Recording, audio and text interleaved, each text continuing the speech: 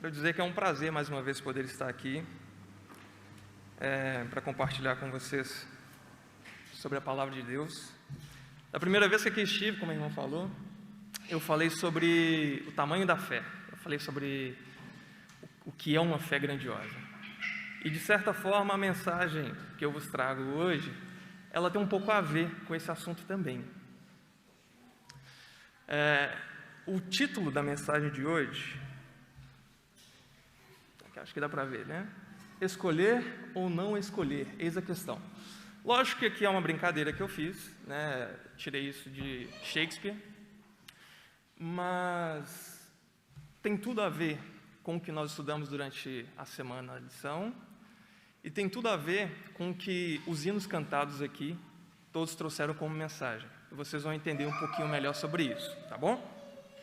O texto base para a nossa meditação está em João 13:17. Antes de abrir, vamos fazer mais uma oração. Querido e bendito Deus, mais uma vez te agradecemos, Senhor Deus, porque aqui estamos e porque temos a oportunidade, o privilégio, Pai, de poder ouvir, ler e estudar a Tua Palavra. Que o Senhor possa ser conosco neste momento e que Teu Espírito Santo possa falar aos nossos corações. Te pedimos em nome do Senhor Jesus. Amém. Então vamos lá em João, capítulo 13, verso 17.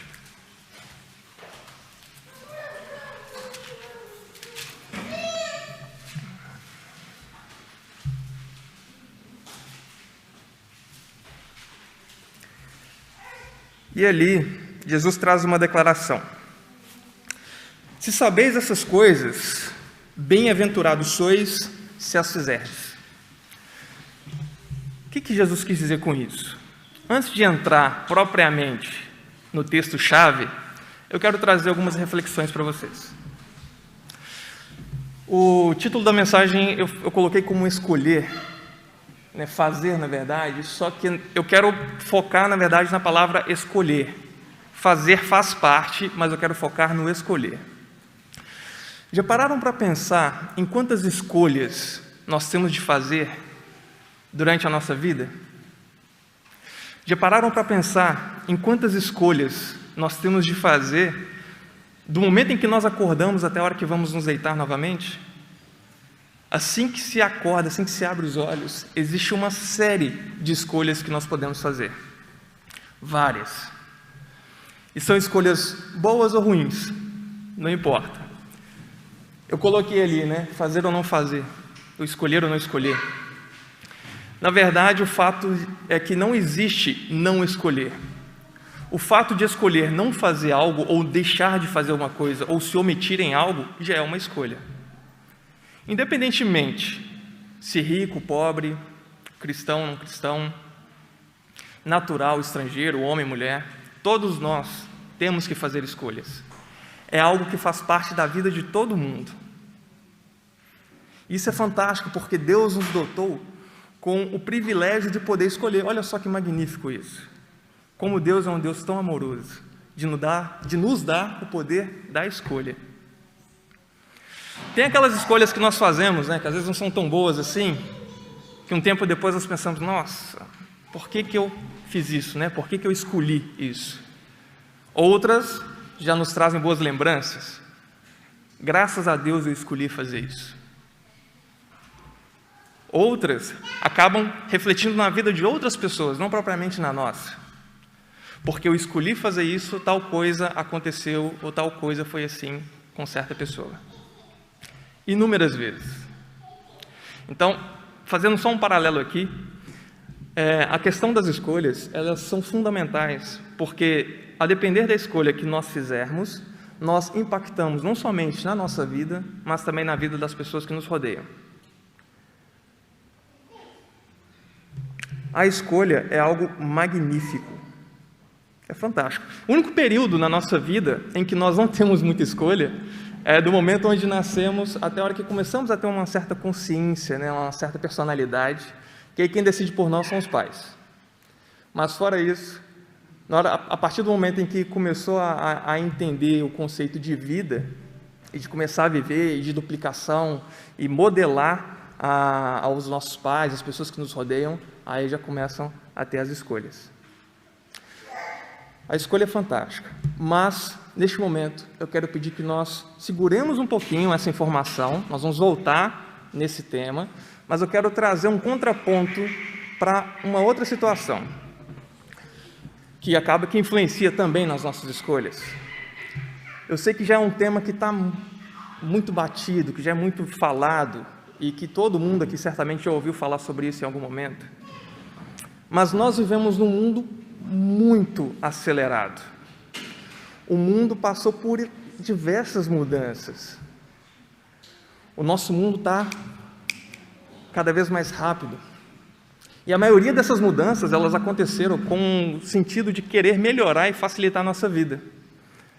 Para quem nasceu na década de 80, assim como eu estou falando aí de apenas um pouco mais de 30 anos, já pode ver a quantidade de mudanças que há. Exemplo, na minha época, para ter uma linha telefônica em casa, não sei se aqui foi da mesma forma, mas se pagava caríssimo, não era acessível a todas as pessoas.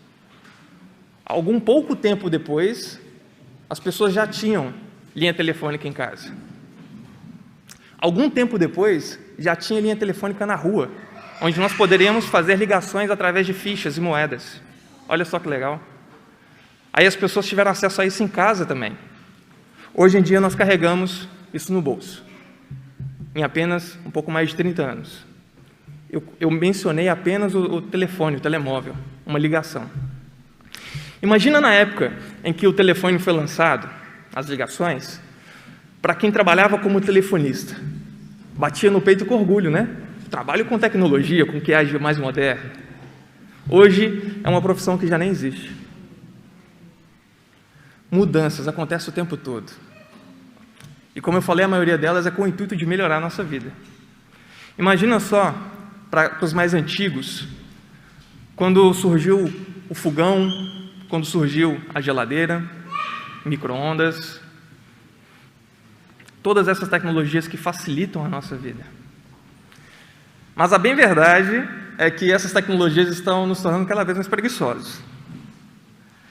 Eu tenho acompanhado, eu gosto de tecnologia, eu tenho acompanhado algumas notícias, mas hoje em dia o cidadão ele não precisa fazer praticamente mais nada.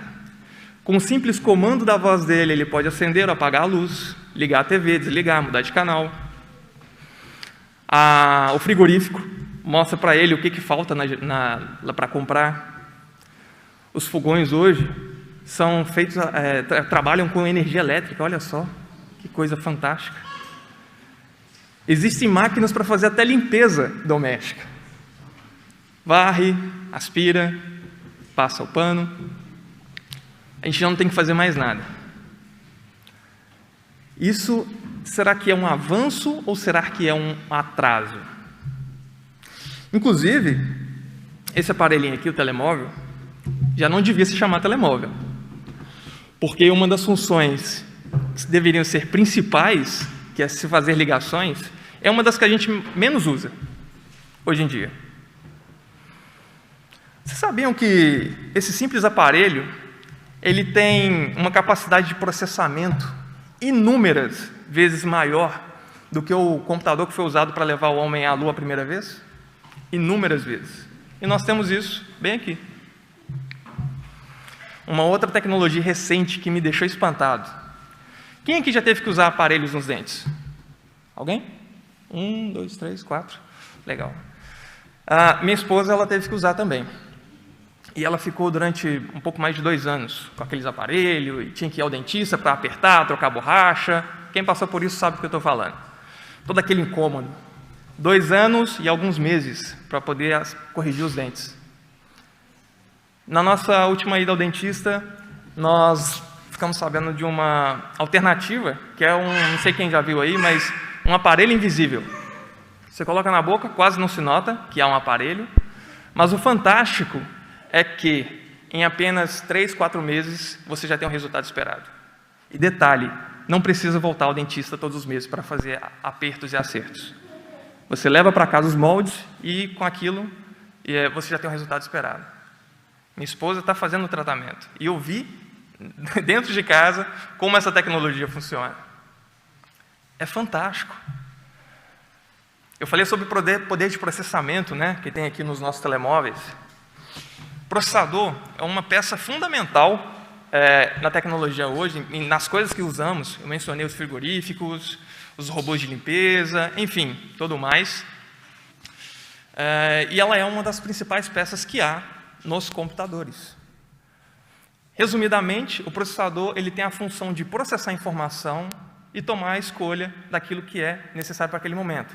Exemplo, hoje em dia, né, não sei se você sabe, mas os carros de hoje em dia, os automóveis, eles têm processadores nele, para que ele possa funcionar da maneira correta. Em torno de 100 processadores cada veículo tem, desses mais modernos, né? Então, quando você vê um anúncio de um carro que tem tração independente nas rodas, isso é porque tem um processador que comanda a tração nessas rodas. Quando você vê falar sobre a mudança, né, de tal combustível para outro, enfim, são muitos processadores para que possa fazer esses cálculos. Agora, de tudo isso, o que é mais fantástico? Nada disso é novo. Nada disso é uma novidade. Deus criou o maior processador de todos e colocou aqui. Nós temos o que há de mais avançado em tecnologia, bem aqui. Por mais que diga hoje em dia, mas há computadores quânticos, né, que fazem cálculos extremamente complexos em segundos, milésimos de segundos. Mas uma máquina, por mais que ela tente, por mais que nós, homens, possamos querer fazer uma máquina avançada, ela nunca vai poder contar com o fator emoção. Nós somos seres sensoriais. Nós usamos a emoção para validar esses cálculos. Então, quando eu vejo que alguém machucou, às vezes a gente imagina, quando eu vejo que alguém caiu, que alguém se magoou, eu vejo que eu consigo sentir empatia por aquela pessoa, porque eu posso ter passado por aquilo, eu sei o que ela está passando. Uma máquina não. Eu não vou trazer nesse momento, mas existe esqueci o termo, mas que justamente faz essa comparação entre uma máquina fazendo escolhas e nós como pessoas. E exatamente o fator emoção ele influencia demais. Entende? Então, ter a nossa mente como esse processador, essa máquina de escolhas, faz toda a diferença. Agora, o devaneio parece que acabou, né? Eu consegui juntar as duas informações sobre as escolhas que fazemos todos os dias e o poder que nós temos para fazer essas escolhas. Ok.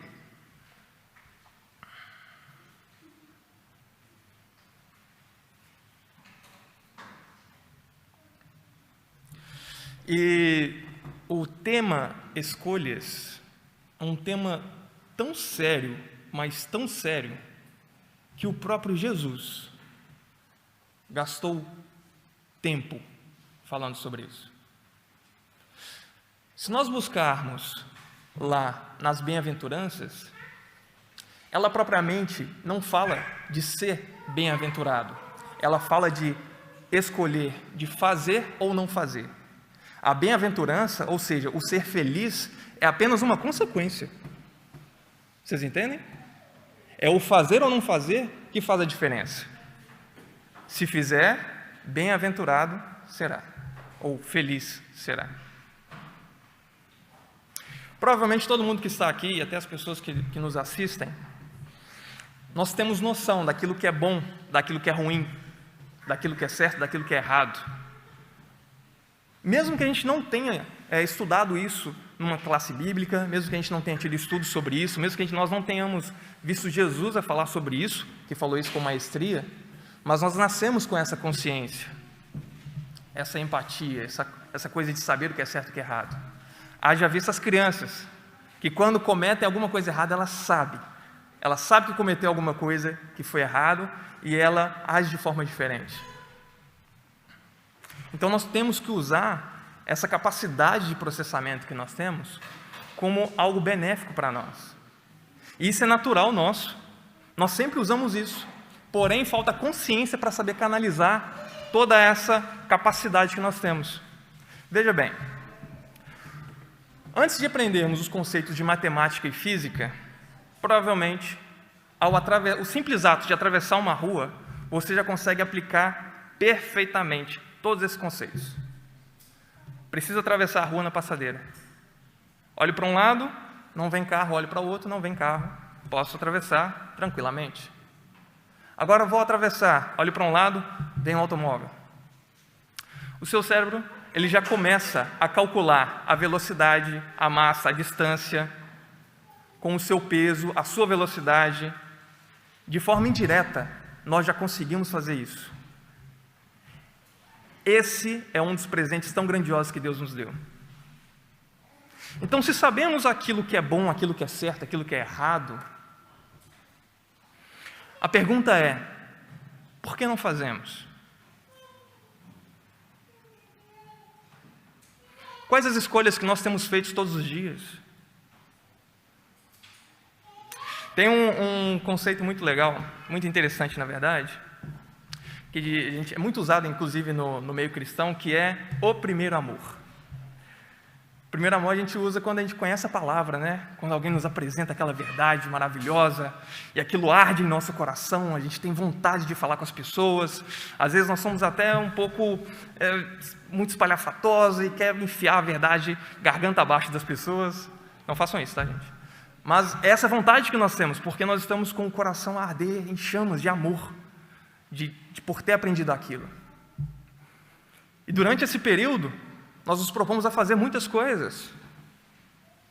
Ações de evangelismo, estudos, visitas missionárias.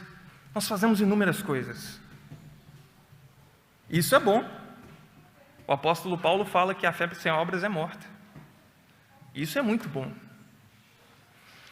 O problema é que manter esse ritmo de aceleração é complicado, porque nós estamos agindo por emoção e não com razão. Por isso a igreja pede que nós oremos. Por isso que os líderes falam para que a gente busque, para que a gente leia, para que a gente estude. Esse é o combustível. É isso que vai nos manter focados e sempre avante, sempre caminhante. Nossas experiências do passado, elas são fantásticas. O problema é que, com o passar do tempo, esse fogo, ele acaba por se esfriar. Na grande maioria, tá? Eu não vou também generalizar, mas na grande maioria absoluta, esse fogo acaba por se esfriar. Toda essa motivação acaba por baixar e cada vez menos estamos envolvidos na obra. E pior, estamos envolvidos com a pregação da palavra em nossa casa. E quando eu falo a pregação, não é só o falar, é no agir, como foi dito aqui na lição. Nós devemos viver e, se necessário, falar. Então, com o tempo, muitas pessoas acham que as experiências delas no passado, o fato de terem estudado, buscado, feito visitas missionárias, feito estudos, enfim, inúmeras possibilidades que nós fazemos e nós temos como ferramentas em nossas mãos para o evangelismo, se apoiam nisso como uma segurança de que hoje eu não preciso mais ser assim. E o que eu fiz no passado já me deu crédito suficiente para que eu alcance o meu destino, que é a salvação. Sinto muito, mas essa informação, ela está errada. As suas ações do passado, elas são importantes sim, como memoriais e como fundamento para que você tenha parâmetros de comparação no hoje. Vocês estão entendendo o que eu estou falando? Pensem num carro, num automóvel. O que é maior? O espelho retrovisor ou o para-brisas? O espelho retrovisor serve para quê? Olhar para trás. Mas se eu ficar olhando só para trás, eu não vou chegar no meu destino. Eu tenho que ter atenção na frente.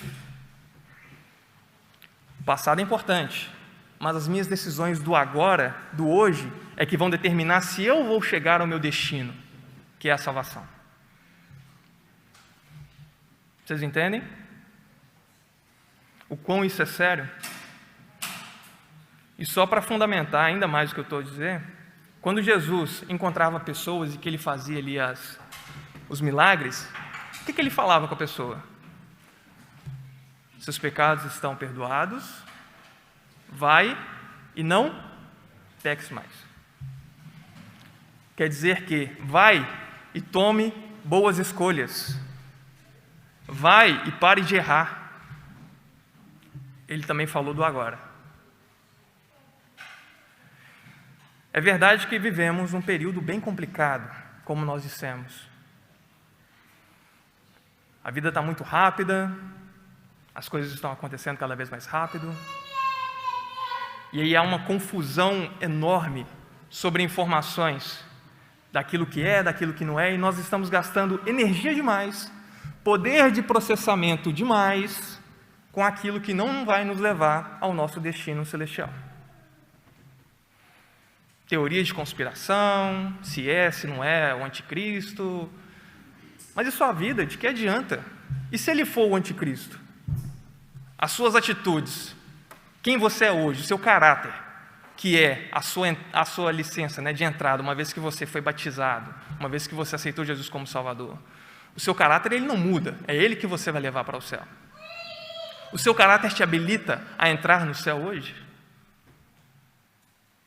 Vamos canalizar a energia, a força do nosso processamento, da nossa fé, da nossa vontade, em sermos pessoas assim como Deus gostaria que nós fôssemos. Entendem?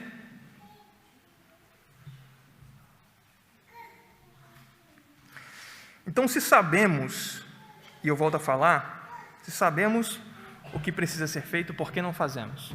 E aí eu volto no texto base.